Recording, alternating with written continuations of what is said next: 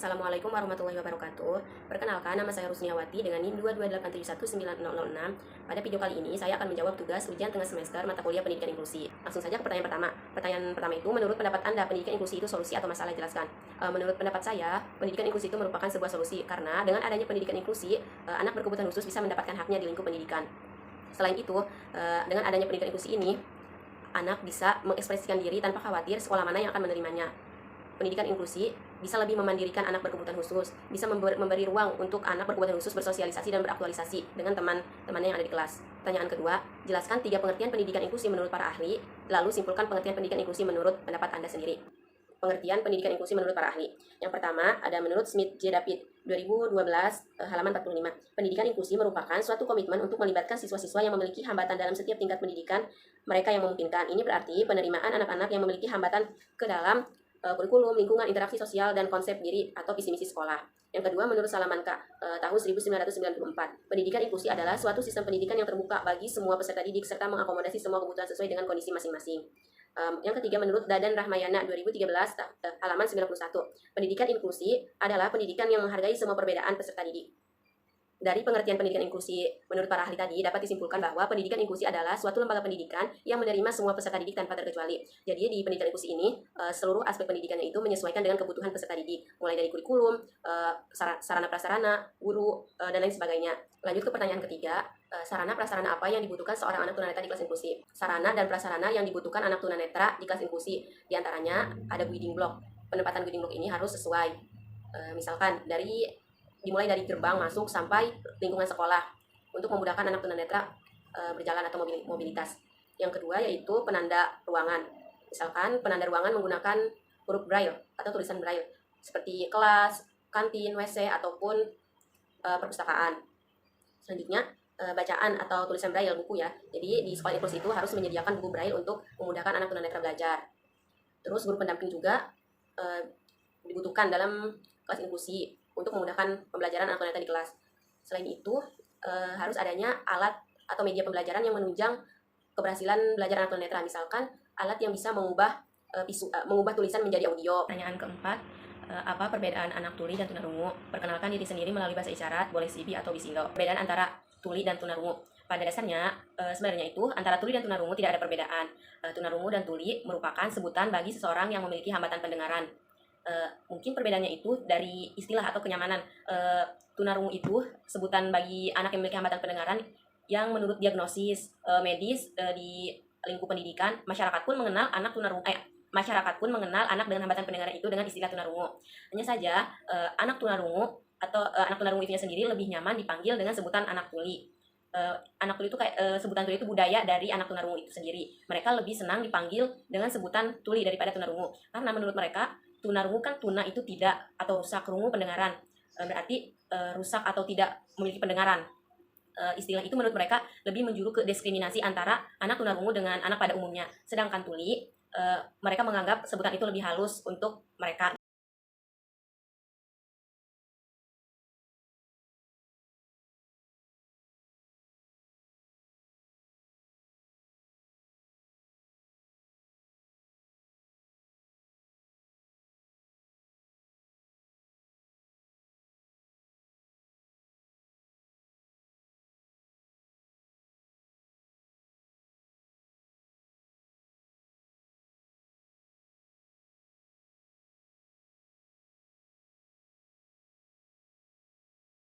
Pertanyaan yang kelima, hal apa saja yang akan Anda lakukan sebagai calon pendidik dalam membantu anak tunagrahita yang belajar di sekolah inklusi? Hal yang akan saya lakukan untuk membantu anak tunagrahita, diantaranya yang pertama yaitu mengasesmen anak terlebih dahulu untuk mengetahui kebutuhan, ketidakmampuan atau kemampuan anak.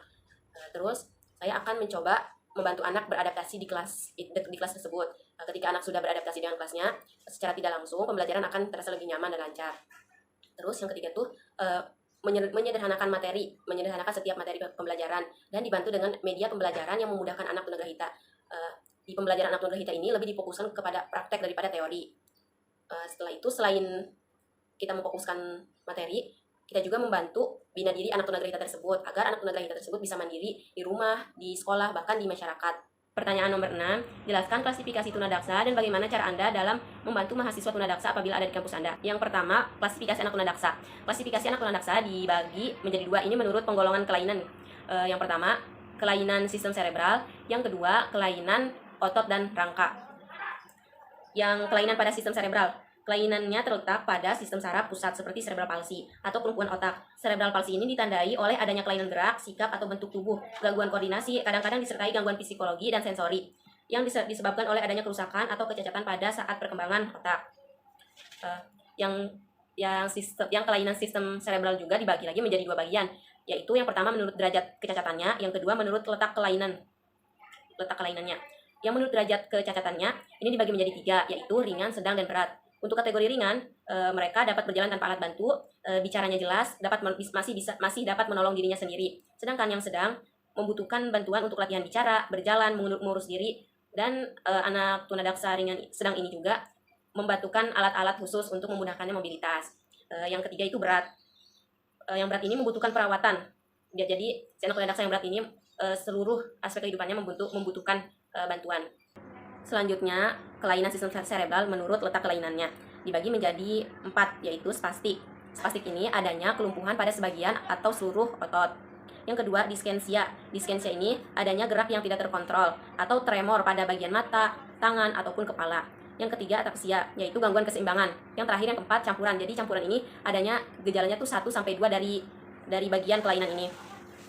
Selanjutnya, kelainan sistem otot dan rangka. Pada kelainan sistem otot dan rangka ini dibagi menjadi 3. Yang pertama, poliomyelitis, yaitu suatu infeksi pada sistem tulang belakang yang disebabkan oleh virus polio, yang mengakibatkan kelumpuhan yang sifatnya itu menetap. Yang kedua, muscle dystrophy, jenis penyakit yang mengakibatkan otot tidak berkembang karena mengalami kelumpuhan yang sifatnya progresif dan simetris.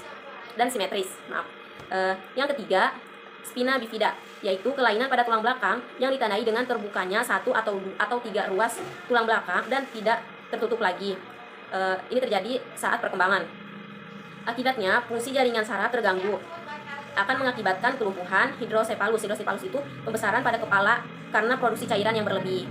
Hal yang akan saya lakukan ketika ada anak tunadaksa di kampus, yaitu dengan cara membuat mereka nyaman berada di lingkungan kita. Tidak membedakan. Pada dasarnya kan anak tunadaksa yang kelainan otot dan rangka itu sama seperti kita, hanya saja mungkin ada hal yang bisa kita lakukan tidak bisa mereka lakukan. Mungkin itu peran yang bisa saya ambil untuk membantu mereka. Selebihnya mereka sama dengan kita. Kita juga seharusnya tidak membedakan gitu, agar mereka tidak merasa bahwa mereka tuh beda dari kita. Jangan apa-apa harus ada bantuan kita. Biarkan mereka bekerja sendiri. Kita hanya membantu yang benar-benar tidak bisa mereka lakukan. Selanjutnya, pertanyaan nomor 7. Jelaskan klasifikasi dan contoh anak tunalaras. Klasifikasi dan contoh anak tunalaras. Menurut Rusli Ibrahim, 2005 halaman 48, anak tunalaras dapat dikelompokkan menjadi 2 bagian, yaitu yang pertama, social maladjust children, yaitu anak-anak yang terganggu aspek sosialnya. Kelompok ini menunjukkan tingkah laku yang tidak dapat menyesuaikan diri dengan baik menurut ukuran norma-norma masyarakat dan kebudayaan setempat, baik di rumah, sekolah, maupun di masyarakat. Nah, yang klasifikasi pertama ini dibedakan lagi menjadi 3 kelompok, yaitu semi-social children, yaitu kelompok anak yang masih dapat melakukan hubungan sosial yang terbatas pada kelompok tertentu. Jadi anak ini hanya bisa bersosialisasi dengan satu kelompok tertentu. Yang kedua, sosial primitif, anak yang dalam perkembangan sikap-sikap sosialnya sangat rendah yang disebabkan tidak adanya bimbingan dari kedua orang tua pada masa kecil. Yang ketiga, unsocial children, kelompok anak yang mengalami hambatan dan perkembangan dan penyesuaian sosial yang sangat berat. Yang klasifikasi kedua ini, emotional disturbed children, kelompok anak-anak yang terganggu perkembangan emosinya, menunjukkan ketegangan batin, kecemasan, penderita neuritis atau bertingkah laku psikotis. Yang kedua ini juga dibagi menjadi 3 bagian. Yang pertama, gangguan jiwa psikotik, tipe ini tipe terberat gangguan jiwanya. Yang kedua, gangguan psikoneurotik, yaitu kelompok yang terganggu jiwanya, lebih ringan dari yang pertama. Yang ketiga, gangguan psikometris, kelompok anak-anak yang terganggu emosi sebagai akibat dari adanya tekanan mental dan faktor-faktor lainnya. Contoh yang menonjol yang dilakukan oleh anak tunalaras itu seperti marah-marah, temperamen gitu ya, marah-marah. Terus agresif, menutup diri, bahkan mencuri. Pertanyaan ke-8, jika Anda sebagai pemegang kebijakan, hal apa saja yang ingin Anda buat untuk membantu kampus Anda menjadi lebih inklusif untuk mahasiswa disabilitas? Yang akan saya lakukan ketika saya sebagai pemegang kebijakan, saya akan menjadikan kampus lebih ramah disabilitas, di antaranya dengan adanya guiding block yang penempatannya sesuai untuk memudahkan anak tunanetra mobilitas di kampus. Terus adanya bidang miring untuk anak tunadaksa, memudahkan anak tunadaksa ketika berada di kampus. Fasilitas perpustakaan yang bisa diakses oleh semuanya gitu. Jadi misalkan ada buku braille untuk anak tunanetra ataupun buku kamus isyarat atau apapun yang bisa diakses oleh anak tunarungu. Terus fasilitas toilet atau kamar mandi yang bisa diakses untuk teman-teman disabilitas. Selanjutnya penanda ruangan untuk anak tunarungu, tunanetra. Selanjutnya alat-alat atau media pembelajaran yang bisa memudahkan anak-anak disabilitas. Misalkan ketika pembelajaran ada media yang bisa mengubah visual menjadi audio untuk anak tunanetra, ataupun sebaliknya mengubah audio menjadi visual untuk memudahkan anak tunarungu dalam proses pembelajaran. Alhamdulillah semua pertanyaan sudah terjawab. Itu artinya video ini harus diakhiri. Kurang lebihnya mohon maaf. Wabillahi taufiq wal hidayah. Wassalamualaikum warahmatullahi wabarakatuh.